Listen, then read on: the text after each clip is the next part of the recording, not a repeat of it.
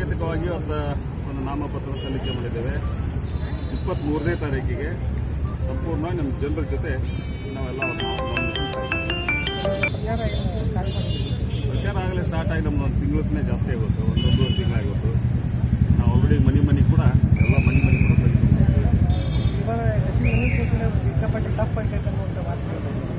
ತಪ್ಪೇನಿಲ್ಲ. ನಮಗೆ ಟಫ್ ಅನ್ನುವಂಥ ಪ್ರಶ್ನೆ ಉದ್ಭವ ಆಗಲ್ಲ. ಯಾಕಂದ್ರೆ ಟಫ್ ಎದಕ್ಕೆ ಟಫ್ ಆಗುತ್ತೆ? ನಮ್ಮ ಕ್ಷೇತ್ರದಲ್ಲಿ ಸಾಕಷ್ಟು ಕೆಲಸ ಮಾಡಿದ್ದೇವೆ.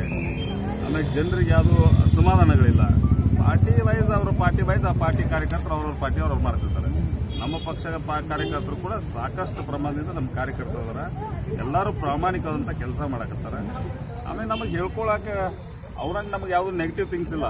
ನಾವು ಸಾಕಷ್ಟು ಪಾಸಿಟಿವ್ ಕೆಲಸ ಮಾಡಿ ಒಳ್ಳೆ ಕೆಲಸಗಳನ್ನ ನಮ್ಮ ಭಾಗದ ಜನರಿಗೆ ಕೊಡ್ತೀವಿ. ಜನರು ಬಹಳ ಸಂತೋಷದಿಂದ ಅದಾರ. ಯಾಕಂದ್ರೆ ಮನೆಗೆ ಹೋಗ್ತಿಲ್ಲ, ಮನೆ ತೆಳೆದಂಥ ಟೈಮಲ್ಲಿ ಯಾರು ಕೂಡ ಒಂದು ಅಪಸ್ವರ ಎತ್ತದಂತ ಧ್ವನಿಗಳನ್ನು ನಾವು ಕೇಳ್ತೀವಿ. ಅಲ್ಲ ಸರ್, ಈಗ ಪಕ್ಷ ಬಿಟ್ಟು ಹೊಂಟಿಲ್ಲ ಅವ್ರು ಯಾರು ಸಹಜವಾಗಿ. ಯಾಕಂದ್ರೆ ಟಿಕೆಟ್ ಒಬ್ಬರು ಸಿಕ್ಕಂತ ಟೈಮ್ನಾಗ ಅಸಮಾಧಾನ ಆಗುವಂತ ಸಹಜ. ನಾವೆಲ್ಲ ಹೋಗಿ ಅವ್ರು ಕನ್ವಿನ್ಸ್ ಮಾಡ್ತೀವಿ. ನಿನ್ನೆ ನಿಮ್ಗೆ ಸ್ಪಷ್ಟಪಡಿಸ್ಯಾರ ಅವರು. ನಾ ಕಾಂಗ್ರೆಸ್ನಿಂದ ಮೋರೆ ಸಾಹೇಬ್ರು ಕೂಡ ಹೇಳ್ಯಾರ, ಇಷ್ಟೇನೋ ನಾ ಆದ್ರೂ ಕೂಡ ಕಾಂಗ್ರೆಸ್ ಪಕ್ಷದಿಂದ ಆಗೀನಿ. ಇಷ್ಟು ವರ್ಷ ಕೂಡ ನಾನು ರಾಜಕೀಯ ಮಾಡಿದ್ರು ಕೂಡ ಕಾಂಗ್ರೆಸ್ ಪಕ್ಷದಿಂದ ಮಾಡೀನಿ. MLA ಆದ್ರೆ ಮಂತ್ರಿ ಆಗಿದ್ದಾರೆ, ಎಲ್ಲ ಆದ್ರೂ ಕೂಡ ಕಾಂಗ್ರೆಸ್ ಪಕ್ಷದಿಂದ ಮೋರೆ ಸಾಹೇಬ್ರು ಆಗ್ಯಾರ. ಹಾಗಾಗಿ ಮೋರೆ ಸಾಹೇಬ್ರು ನಮ್ಮ ಹಿರಿಯರು. ಅವ್ರ ಬಗ್ಗೆ ನಮ್ಗೆ ಯಾರಿಗೂ ಅವ್ರ ಬಗ್ಗೆ ನಮ್ಗೆ ಅಸಮಾಧಾನ ಇಲ್ಲ. ಮೋರೆ ಸಾಹೇಬ್ರು ನಮ್ಮ ಹಿರಿಯರ್ದಾರ ನಾವು ಹೋಗ್ತೇವೆ. ನಮ್ಮ ತಂದೆ ಸ್ಥಾನದಾಗ ನಾವು ಹೋಗ್ತೇವೆ.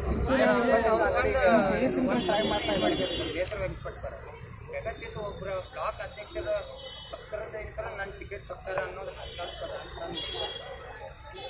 ನನಗೆ ಗೊತ್ತಿಲ್ಲ. ನಾನು ಮುರಾನ್ ಗೌಳಿ ಅವರು ಬ್ಲಾಕ್ ಅಧ್ಯಕ್ಷರು, ಅವರು ಟಿಕೆಟ್ ಕೊಡ್ತಾರೆ ಬರ್ದಿದ್ರಂತ CM ಅವರಿಗೆ. ನನಗೆ ಗೊತ್ತಿಲ್ಲ. ಅದನ್ನ ಅವನ್ನೆಲ್ಲ ನೋಡೋಕ್ಕಿಲ್ಲ. ಯಾಕಂದ್ರೆ ನಾವು ನಿಮ್ಮ TV ಪೇಪರ್ ನೋಡೋಕೆ ಈಗ ನಾವಂತೂ ಟೈಮ್ ಇಲ್ಲ.